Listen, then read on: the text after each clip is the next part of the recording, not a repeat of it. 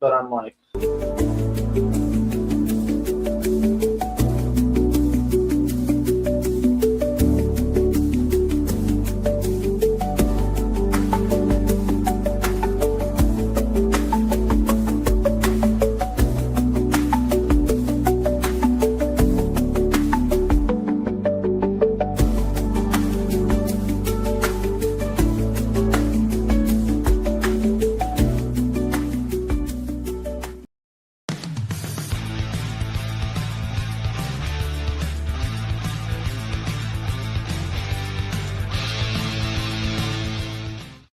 Warning: the following video contains strong language which may be offensive to some viewers and or inappropriate for children. The content within this video is intended for mature audiences only.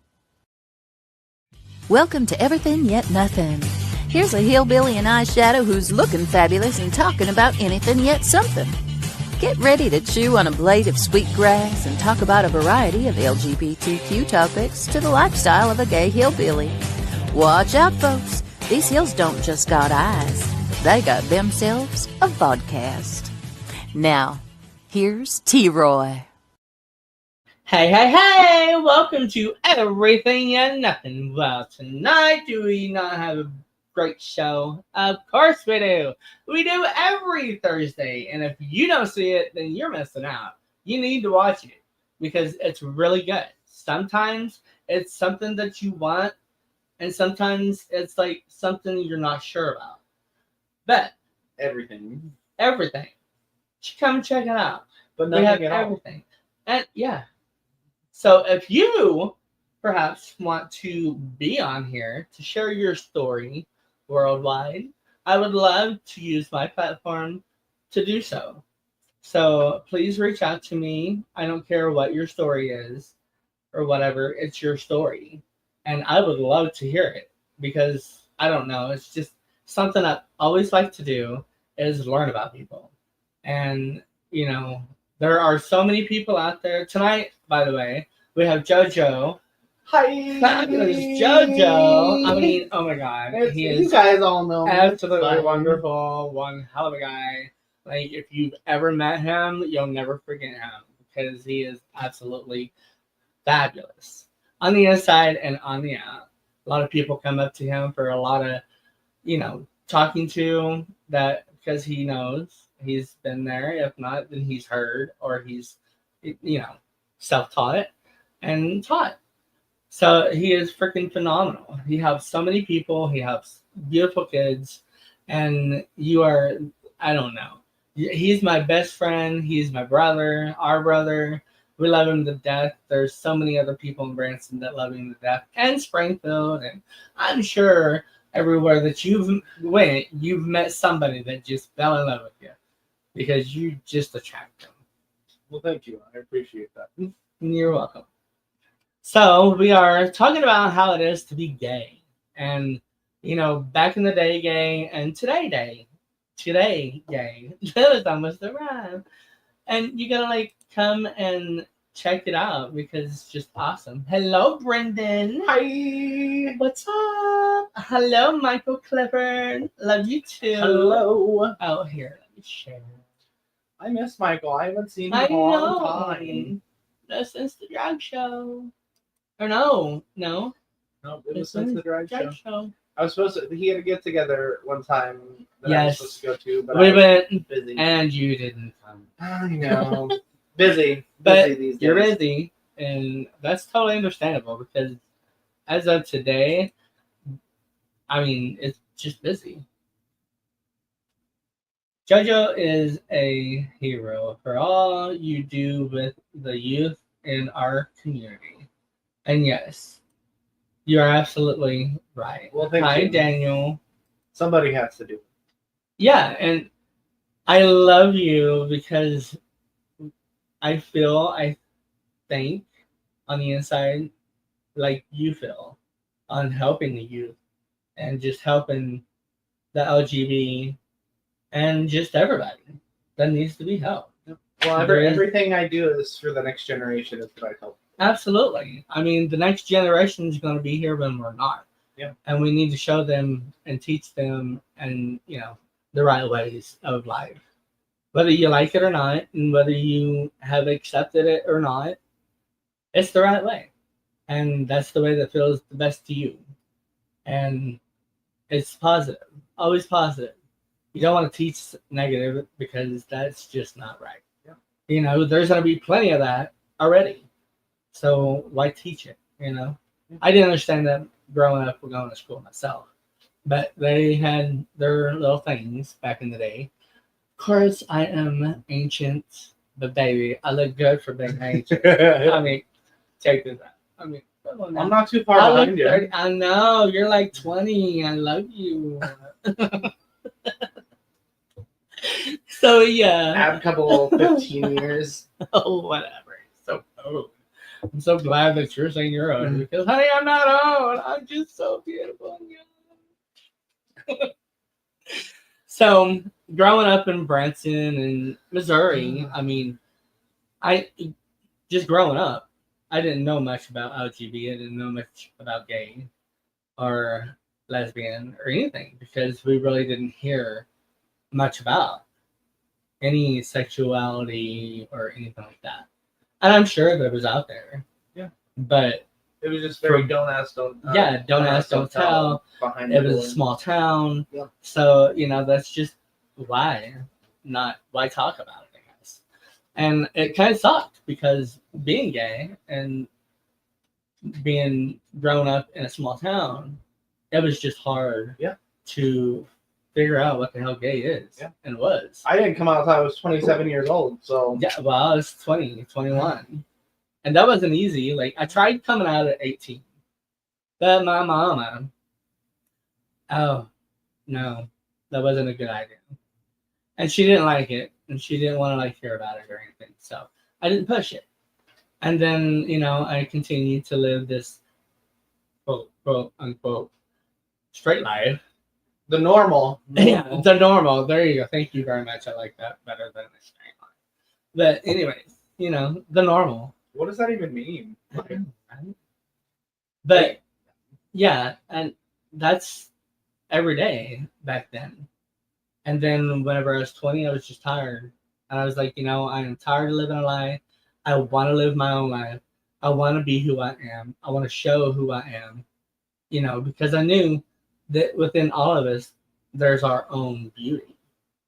And why not live and show that beauty by every part of you? Attitude, looks, you know, senses, whatever. Be the positive you, because that is what makes you radiate and shine. You know, it's so exhausting to pretend to be something that you're not. It is, and it was. Like, it really drained me. Yeah. Every day that I had to go to school or go to town or whatever, I knew that I was different. I knew that I was gay. But I couldn't say anything. Yeah. You know, I couldn't show who I was. I had to put on a front. Or try to. It was hard because, hello, I'm gay. Oh, yeah. And, and I've shown it all my life. Every time And I tell got my teased friends, about it too. I got something important to talk about. They're like, you're coming out? We know. And I'm like, no, that's not what's happening. Like, that is not at all what most is of them happening. are like, oh my God, I know. And I'm like, shut up. This is me, okay? This is my story. My story, and I not want you yours. to be like, not even realize, but what? I thought you were straight. I mean, come on, man. I remember my dear friends, Crystal and Natalie. I used to I hang out love with their them. daughter They're and so go to their awesome. house and hang out with the younger siblings. Like, I was kind of adopted into the family. And when I first started coming and hanging around, the kids were like, he's gay, right? And they're like, no, like, he's got a girlfriend. And he's got a girl he's talking to. And they're like, well, we're pretty sure he's gay. We better not let people know we're gay. And Natalie put it in the best terms possible. She said, he does not identify. He does not identify as gay, and it's his story to write. It's his page to turn. And that's just something that's always stuck with me since I came out. Is like, this is my story. Like, Right. and everything in my life has been lined up for me. And like growing up in the church and trying to live that normal straight life and do Every what day. God wants you to do. Like, it, like, that's draining on its own. it literally, like, You know. it's, you know, it's one of those things, like, things were chosen for me. Right. And I had to act a certain way and do a certain thing because of the way that people perceived me and wanted me to act. And wanted. So when I kicked that door open, it was like, oh my gosh, this is the most beautiful thing in the whole entire world. I don't have to pretend. Like, I get to live my life. I get to be unapologetically Absolutely. me. Just be who the hell you is. Because that's what I was after, and I told my mom, which I know that there is like easy people to talk to and to come out to, and then there was the really hard ones, which is usually the parents. Mostly I figure the dad usually has something to do with it instead of the female mom. Yeah. And so my mom didn't take it very well, but she was from an era that it just wasn't fair.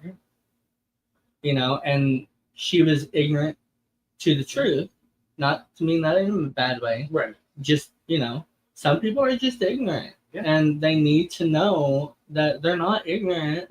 You just got to learn. Well, and a lot of times people, I mean, it's true that people are afraid of things that they don't understand. Yeah. And I can almost put myself in your mom's, headspace. Like, you're her little boy. Like, her world is is crashing down. Yeah, like, you're not gonna be able to have her grandbabies. Like, oh yeah, she didn't want me to go outside. She didn't want me to like walk down Main Street and show my feminine side or my gay side. She said, and I'm like, but that's who I am, and that's why I'm doing this. So you can either accept me and love me for who I am, or you're not gonna have a part of my life. Yeah. And she was like, I don't want to have a part of that life. And I was like, that's fine, but you're not gonna have a part of me because this is who I am. I'm coming out, so accept it. And so it took her like 6 months. But in the end, she came around because you were her baby. She came around. But I told her, I was like, you need to look into it because you are my mother and you're not supposed to judge your kids, your children, your son. Learn about it. Teach yourself about it. It's life. I'm not the only gay guy on this earth. And it's like, it was horrible because it was like, you're going to go to hell. I'm afraid that you're going to burn in hell. And I'm like, I'm not that religious, so I don't really go there, Yeah. And I'm like, but that's your belief. Yeah. But you make your belief what you want your belief to be. Yeah. I feel. Also, Michael said, my wife was the only person that knew that I was bi until I met you. I'm assuming he met you. Yes. And watching you and being around you gave me the courage to be public about being bi. Oh, well, thank you, Mike. I try. That's who I am. That's what I want. I want not only you, but others to see me and be that way. Because we really should live our life. Be happy with who you are. It doesn't matter anymore. Yeah. 90% of the time, people are just going to walk away. But, hello, they're going to be showing who they are and not even worry about everybody else. And I hope that continues and just gets more of that. Because it's way better. You feel the energy from negativity or the hatred or the dislike or whatever. You feel that energy. That energy is in this world. And you put that out there. And that's the only thing that I can hope for, that, when, I'm dead and gone, the only thing I can hope for and keep a hold of is that, maybe one day somewhere I'm just out being myself and it encourages somebody to be their true authentic self. Absolutely. Because I know, like, for me, and I tell, like, people are like, what's your driving passion? And I said, with work, I'm like, I want to be for these kids what I needed when I was there. Yes, absolutely. Like, I grew up in an era, like I said earlier, you didn't hear about this shit. You didn't hear about anything. You didn't hear about abuse, physical, mental, whatever. You didn't hear about it. It didn't happen. And when it did happen, it was behind closed doors. Yeah. Nobody knew about it because nobody wanted people to know that they were beating their wife or beating their children or, doing whatever.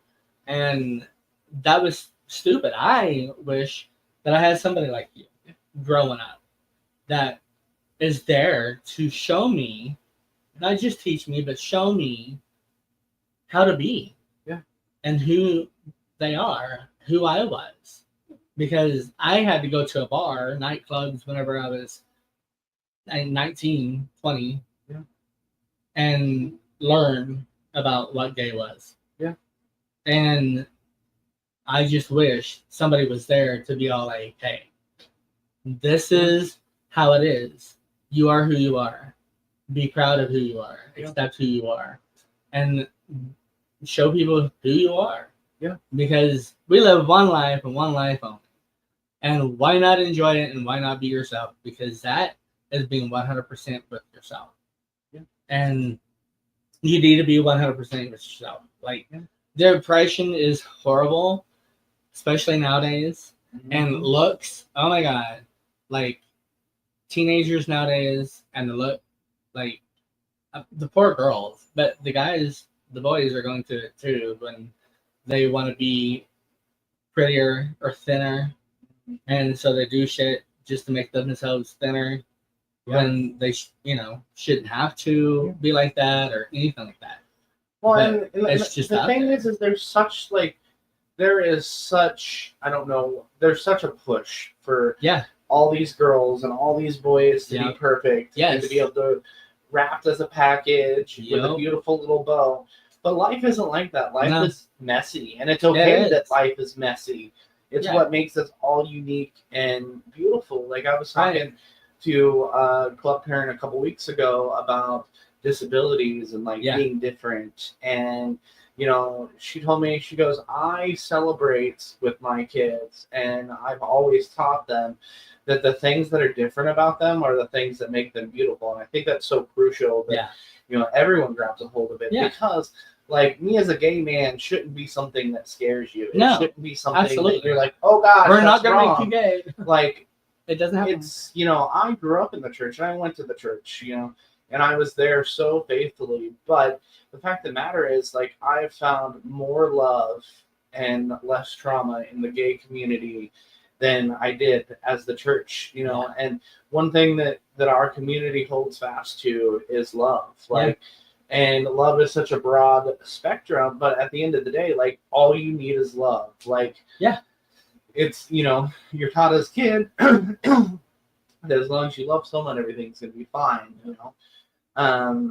So I don't subscribe to the people that say that,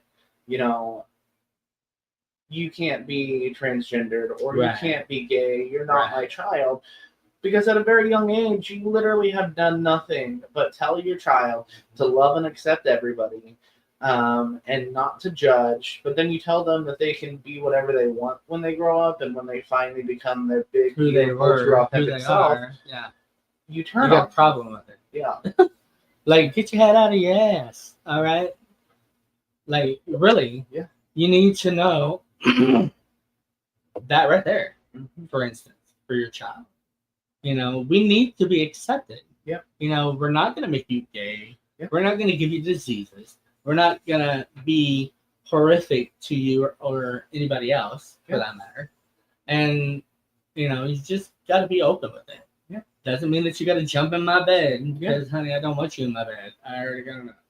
Well, and here's the thing: is you don't have to agree with somebody's lifestyle or how they live their life or who they it's not love. your life. You don't have to be a part of that to love them or even accept them or support them. Just giving them support that they have the right as a human to live their life the way that they want to live their life. Yes, absolutely. Live your life. And like JoJo said, and that's the way it should be. And that's the way that you should go about it. Teach your children love and respect and, acceptance within themselves, not just, anybody else. That will go farther than, not. And it's not making your child gay or lesbian or trans or anything like that. And I don't label myself. And I say that I am, but for myself, my inner self, don't label myself. Yeah. I am who I am. I Well, love who I the am. moment you put a label on something, now this is cheesy, and this. So the backstory of this is I was dating a girl who's now one of my best friends, but I was dating her, and we went through a weird patch, and like I broke up with her, and then I wanted to get back with her. But I was like, let's start something new and not put a label on it. And it's so funny, but it's so cliche. But I was like, when you put a label on something, it's got an expiration date. Like, That makes sense. so it's like I don't subscribe to labels either. Like, Yeah. and it's kindness goes a long way. Like literally, does. kindness It really in does. any situation. Like, so like if you have children or if you work with children or you have children in your family, the biggest thing that you can teach them is kindness, because I feel like kindness blankets everything. It's the umbrella. Yes. For everything. all of the things. Like, that as makes long a as you lot of teach your sense. child to be kind, they don't have to accept the gay couple down the street. No. They don't have to accept the Muslim, No, walking down the street. they don't. But kindness goes a long way. Like, I would rather someone be kind to me than Why do you come have up to me and really be like, look into I love you so much. to know that part of Yeah. anybody? Yeah. It shouldn't be there. Just be kind to each other, and that's it. Why not have more kindness than all the shit that we have? Yeah. It's like, it's crazy because I'm talking about the past.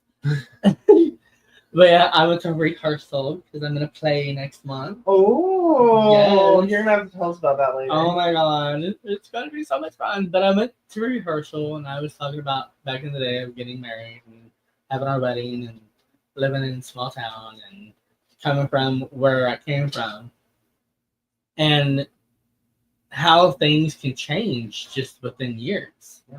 Couple of years. Like when we first got together, we've been together 19 years this year. When we first got together, like he had his big family that we stayed with up on the hill, and I had my family that we stayed with whenever we were in town.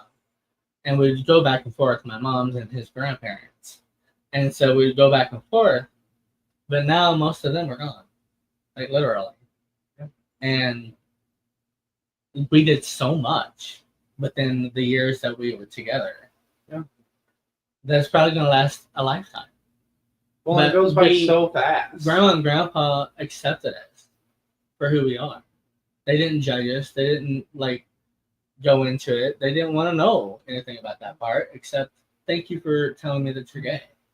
I still love you. I'm still gonna accept you. You still are my grandson.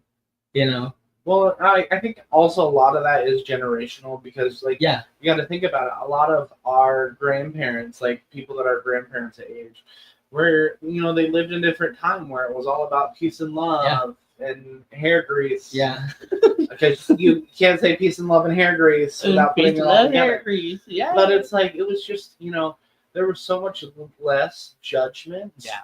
In those days, and I think about it, Right. it's like you come across somebody who now mind you, I work with kids of all ages, and a lot of our teen boys, let me just tell you, they smell so bad, and their staff that talk about how they can't be in the room with them or be within 10 feet. Mm-hmm. But I have to think about the hippie days. If we could just go back to the peace and love days, I think that would be magical, because they didn't care what you smelled like. They didn't care if you smelled like BO. They were all messed up anyways. I mean, I personally like to smell good. Anybody who knows me knows that I usually smell like laundry. I've been there and I've done it, and I smelled some teenagers. Yeah. Sorry. They be getting sweaty, but I try to say, hey, there's deodorant for a reason, not to be rude or anything like that, but you might already use that or try to use it. Yeah. Because nobody else wants to smell it. Mm-hmm. But that was one thing that if listen, we had to get it back. If you smell bad, I'm still gonna have the love for you. Like the pan tub. I'm still gonna give you hugs and love you and feel still the same love way you. about We're you. not gonna hate you. Because People unfortunately, it is what it is. People smell bad, and we don't know your story. We don't know who you are. And there's all kinds of reasons why Mhm. that happens. And some of it isn't good. And I feel for you, and I hope you Well, can. and some of it you can't control, and a lot of No. people make the argument, well, they're adults, they should know better. But also, like, at the end of the day, one of the biggest things is, like, you don't know what their life is, you don't know how No. they were raised, you don't know what kind of You trauma, don't. and people deal with their trauma differently. Exactly. Maybe Absolutely. it's they stew, or Yeah. they have a depression nest, or Yeah. it's which, if you don't know what a depression nest is, it's literally where you build up filth around you, Mhm. but it's not something that you can control Right. by yourself. Like, Right. there's counseling and therapy that you can go to, but ultimately, like, it has to do with how you feel about yourself on the inside, and you just create a disaster because you feel like that's what you deserve. Yes. Absolutely. Michael, That's right, Michael. On both accounts. I have found that the gay and lesbian community is so much more understanding and loving than anyone else. I love you all, and I am so happy to be friends with so many of this community. I love you all. Yeah. And we love you too, Michael. And that's what it's about, is love that we can give each other. Yeah. Because there's hate all over the world. Mm-hmm. We control what we love and what we hate. Yeah. We were talking earlier about how, like, you don't have to understand to accept, and that's something that I had to learn. I had to learn, because for me, like, I think anybody should be able to live their life or be who they want. Yeah. But to be perfectly honest with you, like, when not that it hasn't, being trans has always been a thing. That's always been a thing, but it took me a little bit longer because it was out of my norm. It was out of my realm to understand it. Like, I accepted it immediately because I was like, no, like, they have the right. Like, I don't understand it, but that doesn't mean I, can't love them. But it took me a while to, really understand. And, like, I mean, there's things in the gay community that I don't understand, and it's all a learning curve, but it's all about being willing to learn. That's it. You got to be willing to learn, because things change every day. And one of the things that, like, I, the way that I wrap my mind around it, and this may help some people to understand being transgendered, but, like, the only thing I can find to wrap my mind around it, and it was really, like, eye-opening and, like, really made me sympathize, is, like, people that are claustrophobic. Like, all I could think about was being trapped in a room in a space that you can't get out of, almost like being buried alive. Yeah. And the person that you truly are is trapped on the inside. Like, and that's the best way that I can describe to, especially, cisgender straight males, like, because they don't understand it. They don't wrap their mind around it very easily. But I'm like, they feel trapped. Like, they feel like their whole entire life has been a lie, because the person that they really feel like they are, has been trapped inside. Right. Like, and it's like, so it did take me, there's things in the community that I don't understand, but that doesn't mean I'm going to treat anybody differently. No, absolutely not. But a lot of people do. And that's bullshit, Even within the community. Like, there's... Oh, yeah, totally. Definitely within the community. And I do not understand that. Like, that's not who we are. So don't push that shit off on everybody else. You can be who you are. But, that's just ridiculous. That reminds me of our friend that lives in Illinois, that comes down to sing karaoke. Uh-huh. It reminds me of her a lot, because, like, I love her with my whole heart, but it was hard for Branson, like, people in Branson, to accept that. Like, I've seen people be in fights over the fact that they treated her terribly, and I just love her. Like, I love her with my whole heart. Yeah, like, she's adorable. And I don't necessarily understand the walk of life that she has to let her to where she is now, but I don't have to. No. I don't have to love her. Exactly. But a lot of the people just got it.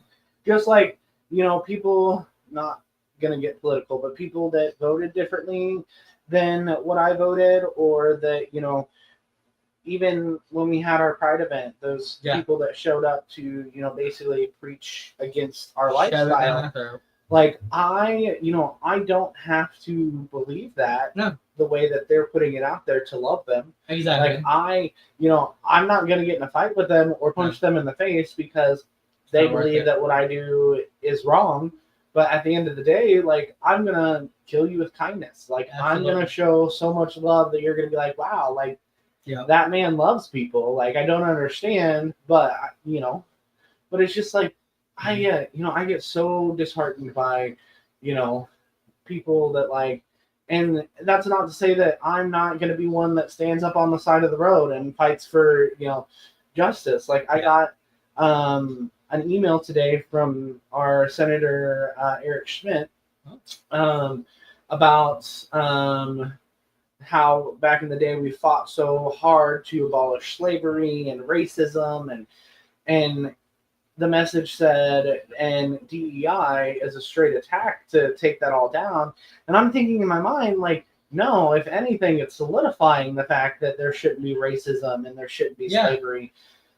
So, and then at the bottom it says, click this box, yes or no, if you want to protect anti-racism. And I'm like, of course I want to protect anti-racism, but I'm not going to click yes because then you're going to assume that I am here with your rhetoric.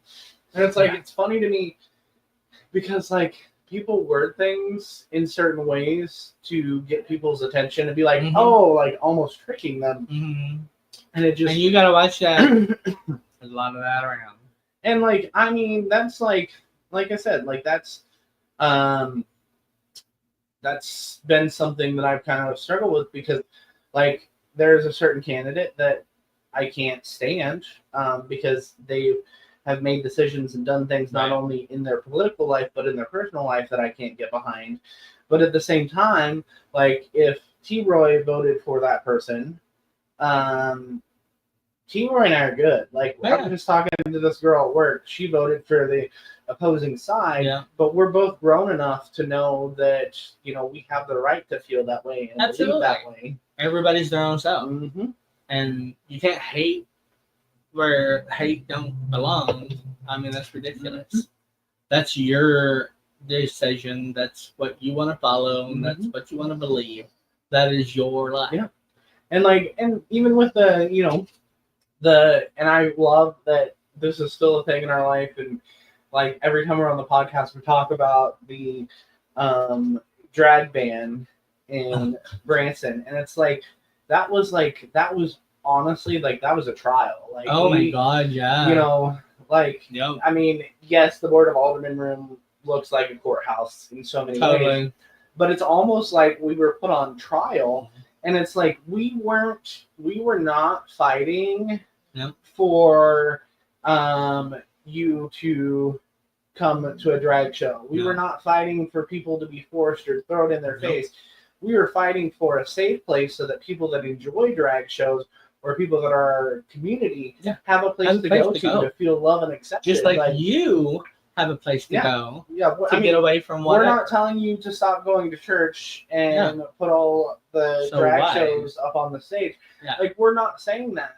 What we're saying is we want to be able to do the same thing that you do every Sunday morning at your Sunday service, to feel loved and accepted by a higher power, whatever your higher power is, that, it's not an attack on you. It's not an attack on Christians or children for the love of at all. Everything great. Like, we just want to be able to have our space. Our space. Like, you in Springfield and Kansas City and St. Louis, we have our space. So why can't we just have a small space in Branson to have our space? And you don't have to come and see anything. Or go to it. Or anything like that. But for you to be as ignorant as you are because you follow the news or the radio or all the bullshit that's all over everywhere else, that's not every place. And that's not every person. There are people out there that's horrific. That's not who we are. Well, and that's not what drag queens are about. There are straight individuals that go and perform, Yeah. that go home to their wife Mm-hmm. and family, and they live their life.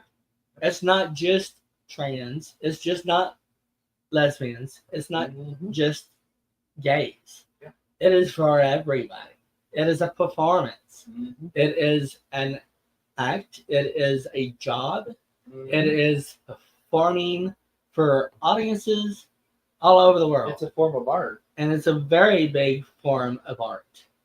And it's a big, because a lot of them do their own dresses.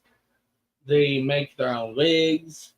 They do their own shoes. Mhm. You know, that right there, honey, that is art. And like some of them heels men get up and walk in. Oh my God. There are so many women that tell me on a regular basis, I could never, I would break a hip. And No, it's so I funny. love my high heels, but I've seen higher than mine. Yeah. Like, yeah. But, you know, that's what I like to wear when I go out sometimes.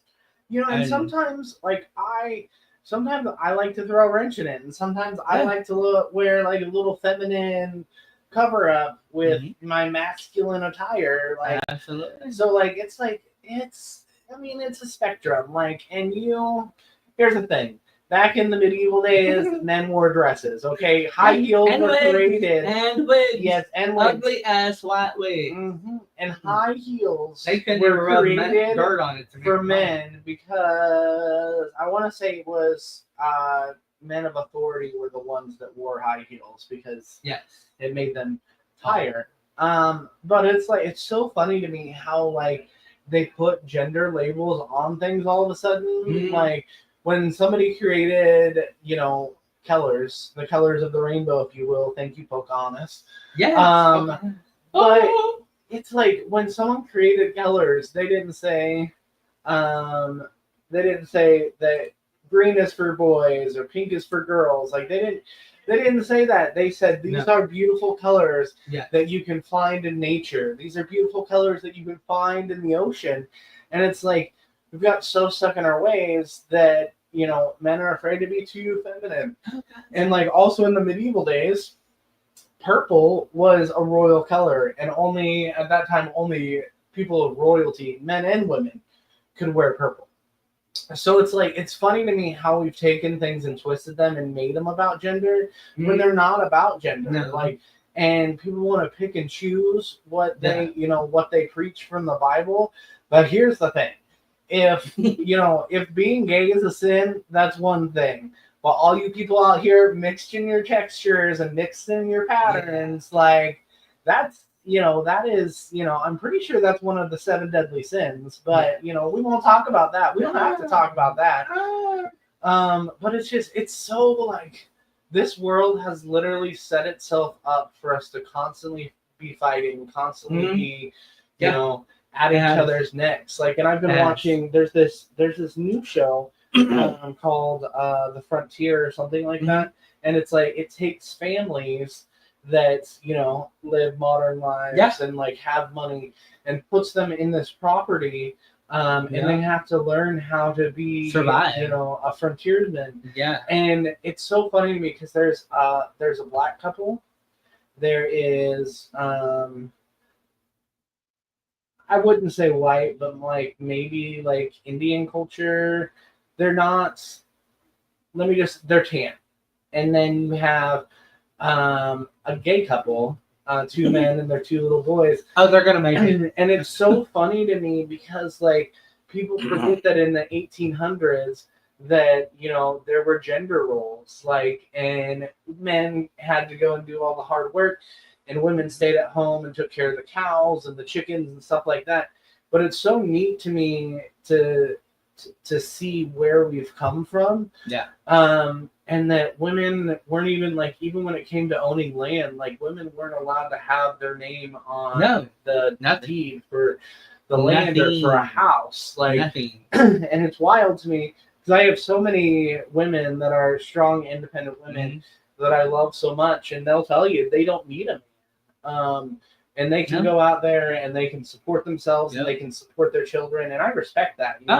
Coming from a household with a single mom for at least the first half of my life. Like, I respect a woman that can do that. Like, yeah. My mom was for most of my life. if you're out there being a single mom and you killing it, good job, because you a freaking bad go, bitch. girl. Like, you go, girl. and I think that you. so many times like men are like, well, I'm a single dad, I can do that, but it's different because for so long women were oppressed, and for so long women couldn't have anything, and women have literally had to claw tooth and nail for everything that they have. So as a gay man, the one person, well, there's several. So the few people that I will jump in an instance to support is women, people of color, and people that have their own religious rights. Like, because here's the thing, like, I'm just in this little box of my own, and I live my life.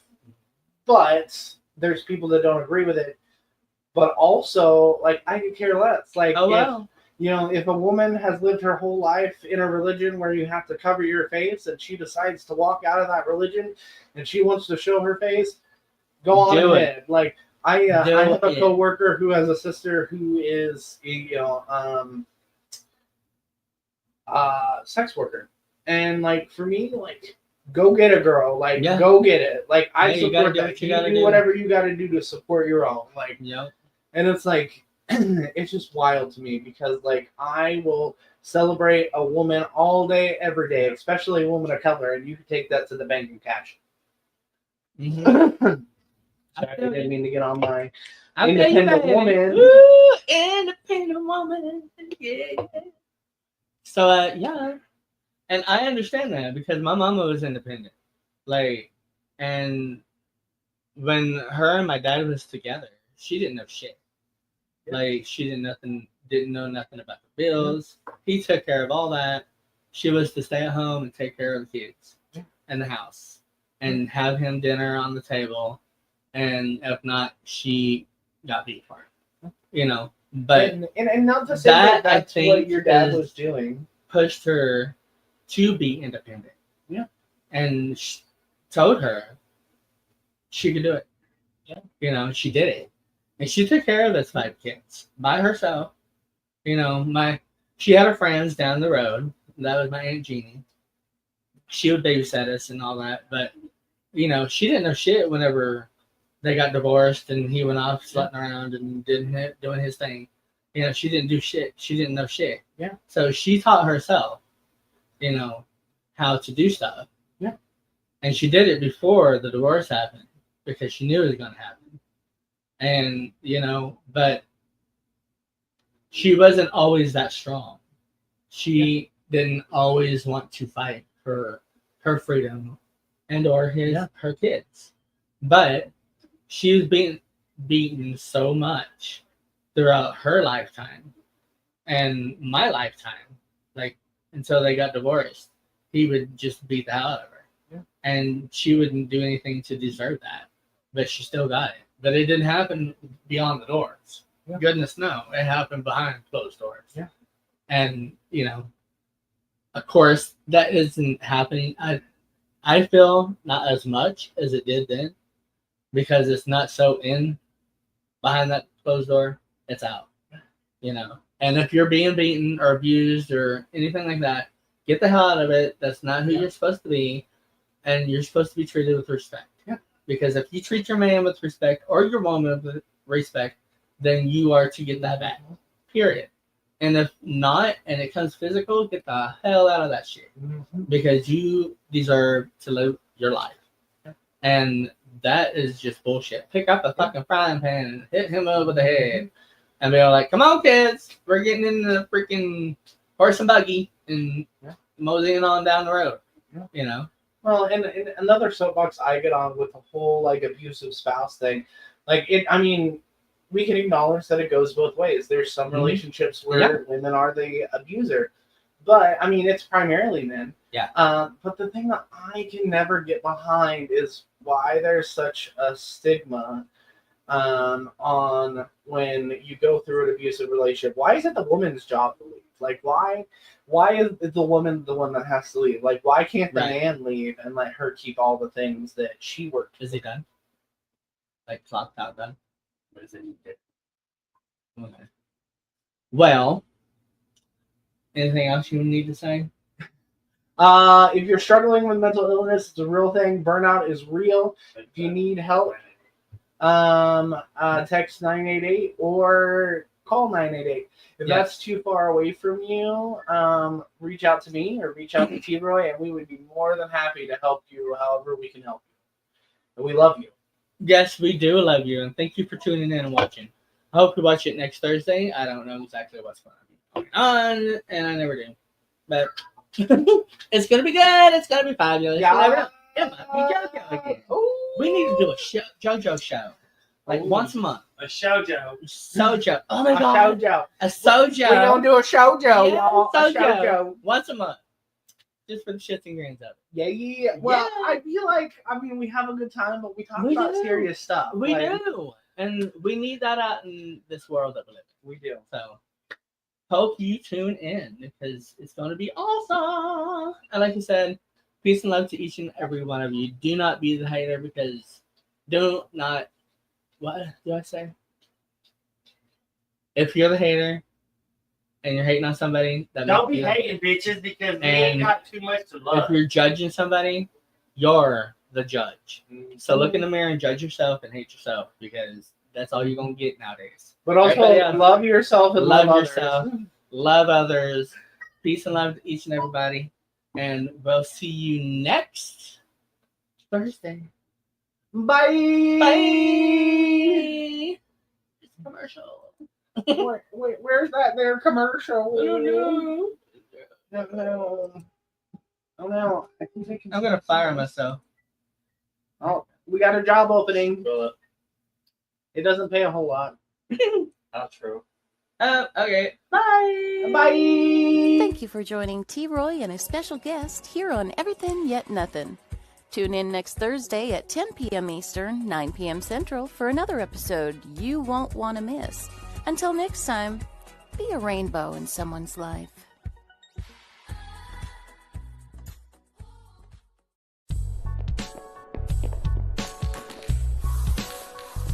Like and follow us on Facebook at WLFE DB Radio.